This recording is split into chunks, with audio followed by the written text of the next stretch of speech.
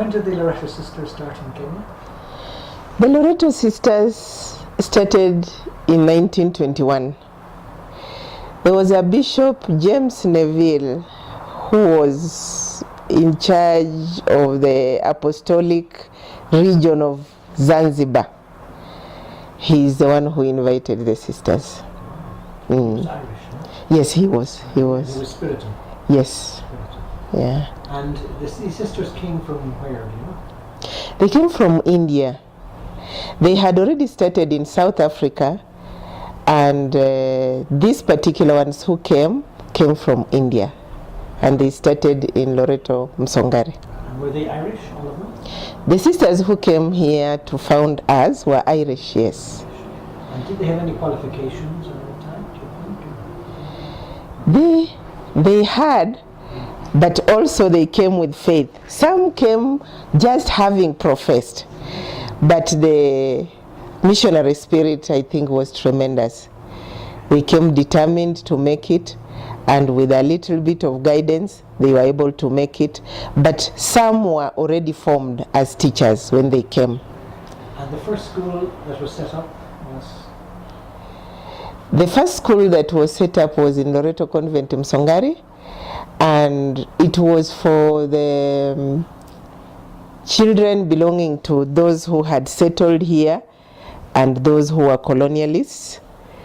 But with time, they started schools for African girls. Yes. Which were those schools? Can you go through the progression a little bit? Yes, the schools that the sisters started, okay, the very mother one was Msongari, which is still there. And then we got Catholic Parochial, this one that now is at the Holy Family Basilica. That one was for the Coloureds, the Asians were there, and later on it was moved to St. Teresa's Eastleigh in 1952. But in 1925, Catholic Parochial started, 5 years after Msongari had started. In 1936, the sisters started a school in Loreto, Mombasa, and a school in Loreto, Limuru. And at the same time? Yes, the same year. And they have celebrated their jubilees already. Those are old schools now. Now, the school in Loreto, Limuru was purely for African girls. And sisters narrate interesting stories of how the girls reported, and the weather was harsh, but the sisters were loving and inviting, going after them. Even sometimes they could run away from school, and then they go after them until they got used to the learning. And they were performing very well. They took part. It was even in the newspaper, the old newspapers, the Eastern African newspaper those days. They were playing tennis, they were playing hockey, something that was even unknown, but the sisters were coaching them in that, and they did well. And at that stage, education for African girls was a whole new ballgame, wasn't it? It was, the education for African girls was divided in 3 sections. We had schools for the colonialists, we had schools for Coloureds, which were like grade 2 schools, and we had, they called them bush schools for Africans. But now the sisters, there was particularly a sister, Teresa Joseph, they tell us, who was spearheading the liberation of this African girl to get equal education to what the white student was getting from Loreto Msongari. She was Irish? Yes, she was. Teresa Joseph was Irish. All the early sisters in Loreto Limuru were Irish? By then, no other sister had joined us, and no other missionary had linked up. They came, and they were all from Ireland. So what would you say about the contribution of the Irish to this cultural change? Tremendous, I think. Tremendous. They did a lot of good, particularly getting us from ignorance to knowing something. That was a tremendous contribution. They were also not relenting. You see, like their own health and they are on getting accustomed to the weather, the conditions of life, the food. They had come with one heart. They did not withdraw. They kept getting at us. And when the girls were getting education, they could, after they finished Form 2 by then in Loreto Limuru, they started a teacher training college. It shows how much they believed in the liberation of girls through education, so that they were empowering their own students to become teachers.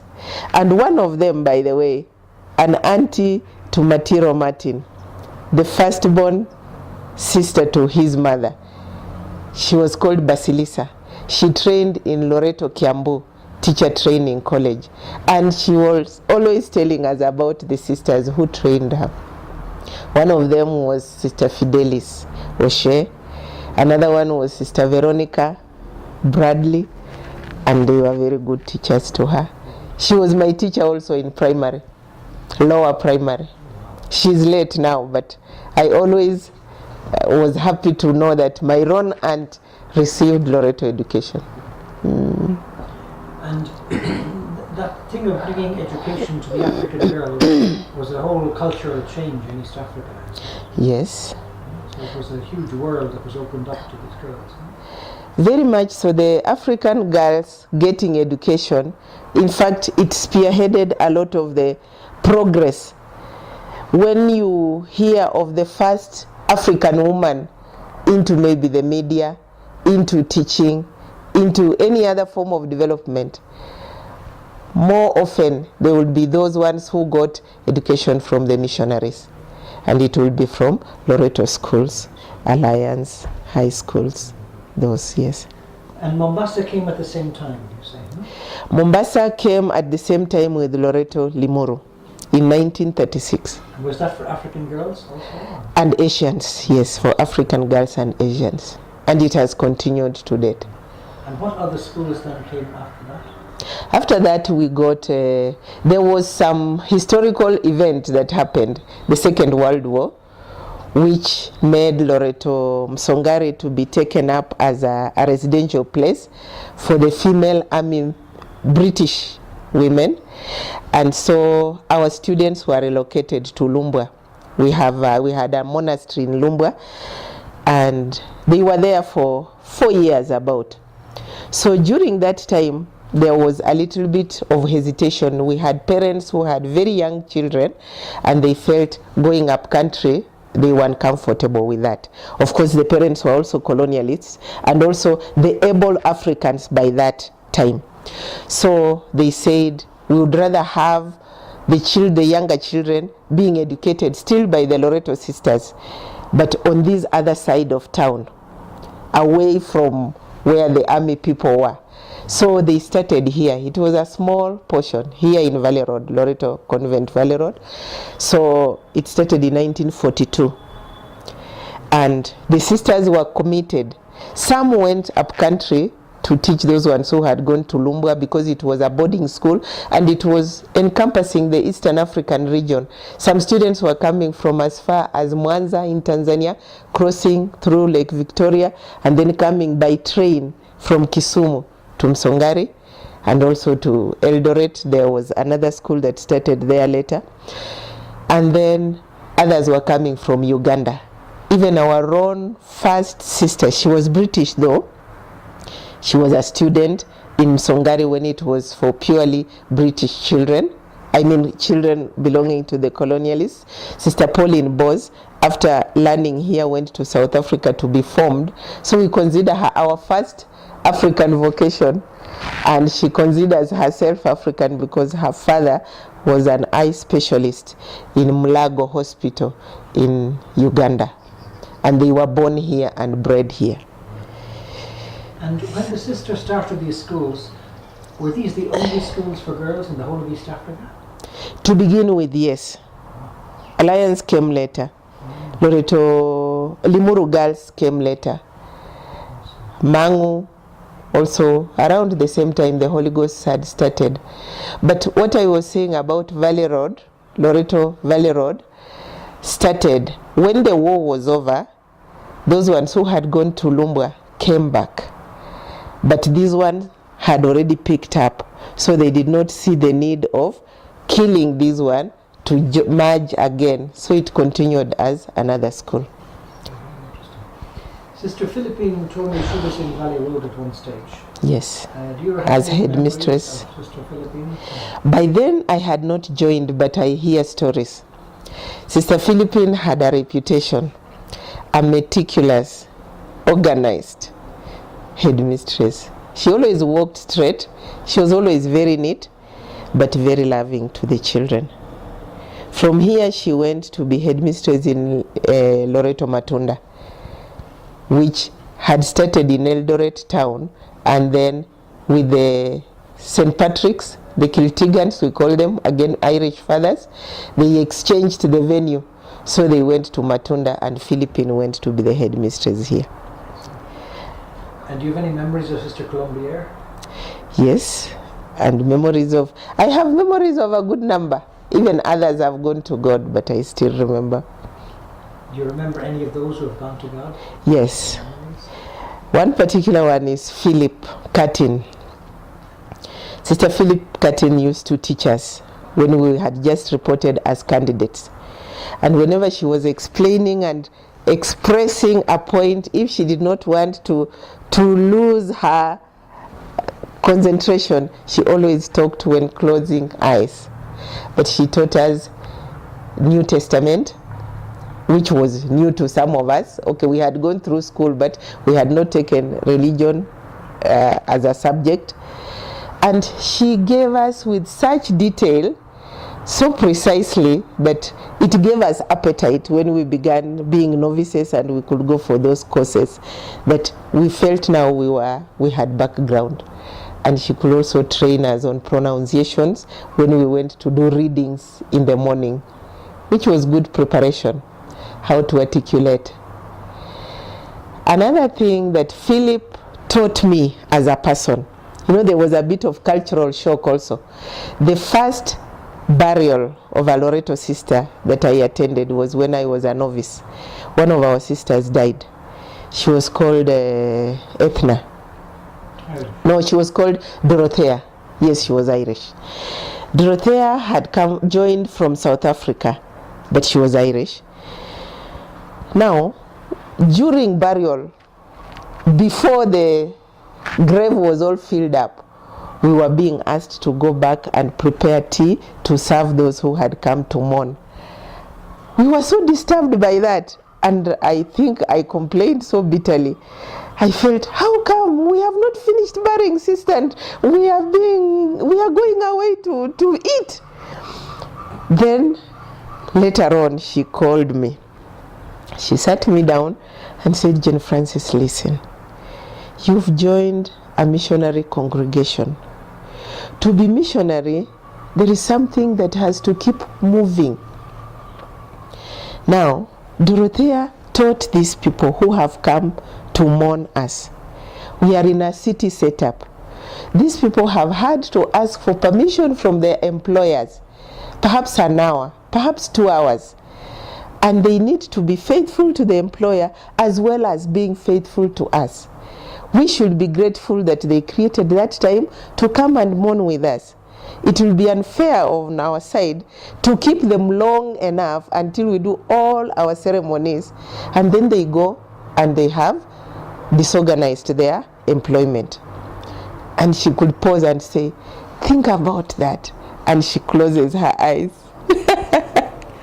So now, I've always remembered what Philip taught me. And she added that, know that you will not always have the people in plenty the way you have been having before, but be grateful for the few if they come, and keep going. Even for other ceremonies, don't expect 100% attendance. People are busy. Life has to go on. That is missionary life. Again, she pauses and closes her eyes. That was Philip. I've never forgotten. And it has helped me to instruct others also when we get so demanding and wanting to carry on our cultural background. Another thing that I learned was from Peter Clever. She was our provincial when we joined. Peter Clever, when we were in the formation, when she finished being provincial, she helped us with, we used to call it book review. We were being trained on how to do spiritual reading, and when you have done it, you write a summary of what you understood. So one time I read this book and I did a summary. Then she corrected. We could collect them for her to read through to see, have we got it right? So she called me and we read together. She was not happy with some aspects and she asked me to repeat. So I went back and repeated according to the correction bits that she had given me. When I came, she read it and she wrote a very nice comment. I've kept that book up to now because of that comment. Now, she was affirming me for obedience, first of all. She said, I just wanted to see how you took that correction. And the fact that you have effected it very precisely. She now told me many other holy things of wishing me well for the future, the kind of spirit she had picked in me. And by the way, she's the one who also responded to my first application, herself with Katrina. And in her letter, she promised to pray for me. And somehow during that time, she remembered that I remember reading your first letter, and here you are, I'm journeying with you. Keep up that spirit. So it was a blessing, I always believe. Do you know her name before she, apart from her religious name, her Irish name?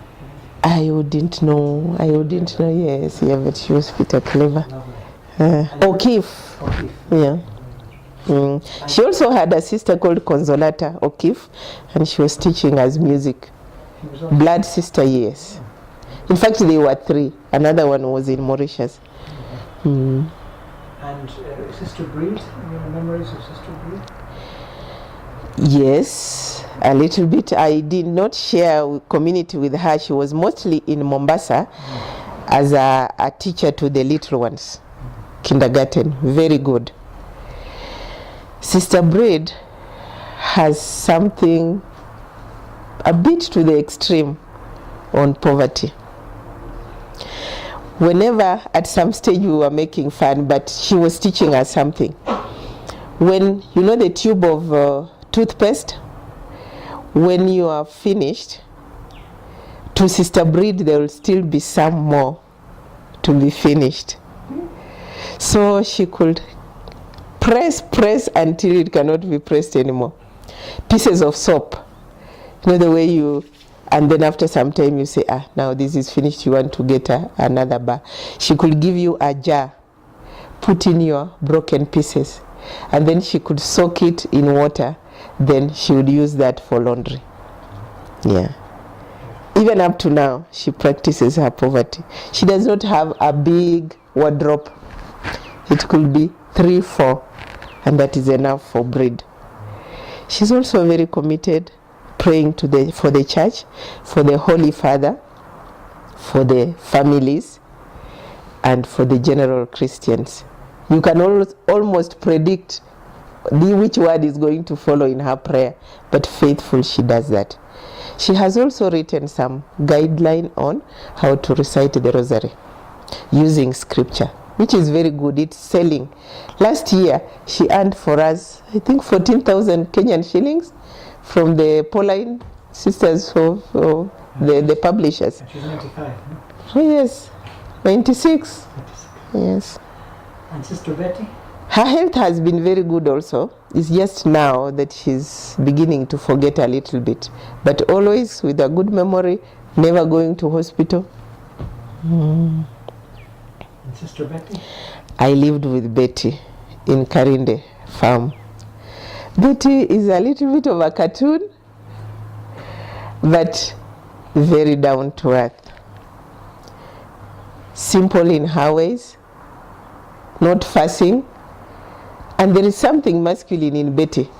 She would want to do things for herself, the vehicle that Betty was driving until now she was not driving anymore had all sorts of gadgets. When something goes wrong with the vehicle, she'll fix it herself. She can change the wheel. She's a mechanic, and up to now she's very good with IT. In fact, she's the one who speaks for us at the UN table desk. And Sister Katrina? Yes, Katrina is a friend. Katrina, there is so much memory that I can share about her. She has a large heart, very helpful. She can confront you if she sees something is wrong, but she does it with love, and she'll tell you. She's also aware that she has anger a little bit, and she always says, this is what will deny me heaven. But she works on it. She truly has a large heart. And a visionary. Now we have a center called Merwood Center. When we were having that, when we were getting that, I think when we were candidates, I remember us dancing for the opening mass, and the Cardinal, the late Maurice Kanolotunga, celebrated that. Now, I think by then we were not seeing the value of getting such a piece of land in that place, and maybe the drive was not so much into acquiring any property, but as it is now, that is all we have. This one and the one in Songari that we are on is land on lease by the government. So Merwood Center is one place where we can go for meetings, and now we have grown in number. It will be a challenge if we were to come together and we have no place where we can be as Loreto.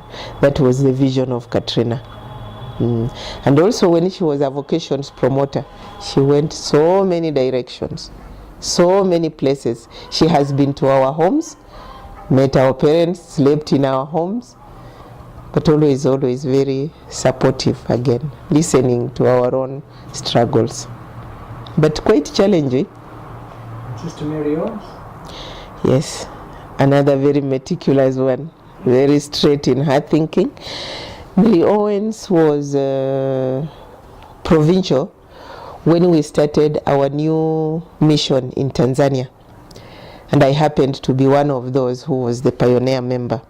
3 of us went. So she's very organized in the way of doing things. And so when we went for that mission, I became the community leader and the headmistress of a new school in a new country, learning the new curriculum and adjusting to the environment. But she made it easier in that whenever she came for meetings, for example, we were constructing, she had it all. So ours was to see what was in place together with the architects and do the monitoring. Give her the report, then she comes again. She's very careful she does not dash. She will do things when she's so sure, almost sure of the outcome. But she's an adored principal of Loreto High School, Limuru. She has so many students who still come after her. And who would you say are your most illustrious students of the last 20, 30 years? There are many. Some we never met, but they are key figures in this country. We hear them when we have functions, they come to join us. Others have been founders of congregations. Yes. Or at least early members of the congregations. Like we have sister with the Carmelites in Kisii. She was a student, and she was a student of Columbia in Loreto Limuru. She even recently came to see her. Then we have this Edagachukia, the one owning these Riara schools and the Riara University. She was again a student of Columbia in Loreto Limuru. We have Idel Bahati, the one with the Sisters of Charity. They are the owners of There is a hospital. Oh my goodness, what is the name of this hospital? Somewhere in Isili here. A very good hospital, yes. In El Bahati we have Gachambi, Sister Teresia Gachambi of the Assumptions of Nairobi. Again, all these ones tell us that they could have joined us those earlier years, but I think they joined a little bit earlier than 65 when now Iphigenia, also our past pupil, and Luanga, also our past pupil, joined us. There is another lady who has just retired from the Kenya Polytechnic here. She was called Elali. Now, a good home science teacher, and she owes that to Sister Veronica Bradley, who taught it to her, and then she went to college, to university with it. She has taught that all her life, and many more. There are thousands of them. Yeah, they have become good mothers, good leaders of the government, and even international figures. Any idea how many students have passed through your schools in the last 100 years? Even a vague guess. The students who have passed through our school would be many. Nearly 1 million, I would imagine. Many, and they are all over the world now. There is even a recent one whom we saw off going to join her daughters who are settled in Australia. She's retired herself, but she went to St. Teresa Sicily and to Catholic Parochial. There are so many. Any sad or difficult moments that you experienced yourself or that you heard of? The sad and difficult moments for the congregation. Okay, in about 10 years back, there was an accident in Msongari that was quite sad. But on the whole, we have sometimes when we watch, like among us, we have those who joined, then later on they pull out. You kind of feel we should be more rather than less. That makes me sad. I suppose they also go out to do something else, but how I wish we were just in the one pool, and because there is a lot of need still, the vineyard is still wanting, so we come and go. That makes me sad. The challenge of youth now, the joblessness, that makes me sad. I kind of feel what can be done. We are making some efforts, but perhaps something more could be done. Like now your college in Eastlands, that is answering to some of the dilemmas that the youth are going through, which is a good thing. But that question of joblessness, or perhaps we need to change their mentality that the white collar jobs are not there. They need to fold the sleeves and get the skills, the technical skills. Family life, the brokenness in family life makes me sad, because then we also come in and we are products of that society with its brokenness, and that brings challenges even in our own formation houses. So that is what we are battling with, but we hope by God's grace we will overcome. And looking to the next 100 years for the Loreto School, so much has been achieved in the last 100 years. Any particular dreams for the next 100 years? Yes, we are hopeful. We are soon celebrating 100 years. In 2021, we shall have a big celebration in Loreto Convent Msongari, and it will not be just a celebration for Kenya, because from Kenya we founded Tanzania, and we have founded Ghana, and now we have a sister in Zambia, and we have a sister in Rumbek, South Sudan. So these people will come to celebrate with us our 100 years as foundation in this region. Now, we have dreams for the future. First of all, the seed has already been planted. That is really hope that the charism of our foundress Mary Ward is now not just with the sisters who brought it to us. It has taken root among us, and it's even in West Africa. It's in Central Africa. We have one novice who is from Congo, and we are hoping others will come. We have another one who is professed from Ethiopia. We are hoping others will come. We have Ugandans, we have Tanzanians. So our charism is rooted in Africa. That can only become more. And I suppose at that ceremony, from those who will have been invited and from how the activities of the ceremony will be, it might take a week, it might take a month. So those people will go away now having become our ambassadors for more immersing in Africa. Do you know the process of beatification of Mary Ward is ongoing? The process of the beatification of our foundress is ongoing. We have our sisters who have done canon law, like Liz Cotter. She's Irish. She's on the team together with someone from the other branch founded by our foundress. It's called Companions of Jesus, CJ Sisters, and they are spearheading that. Conversations are on. She's now referred to as Venerable Mary Ward. We are now in the process of looking for miracles, and we are praying through her intercession. So one of these days we might be surprised with the pronouncement that she is going to become saint.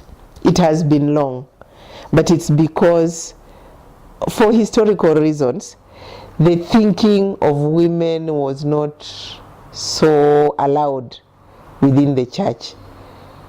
Otherwise, her own daughter, Mother Teresa, was within our congregation. She came out, and now she has been canonized ahead of her. The daughter of Mary Ward? Yes, Mother Teresa was with us for 20 years before she asked to go and begin the missionaries of charity. She began Mother Teresa? Yes. Not the physical... Mother Teresa of Calcutta. Well, I think we've covered everything. Is there anything else you want to say? Or? I want to appreciate the idea, the dream that you had, and actually making it functional like it has become. Our sisters were happy to be able to share their story, and how I wish we could have had this even earlier, when we still had many more missionaries.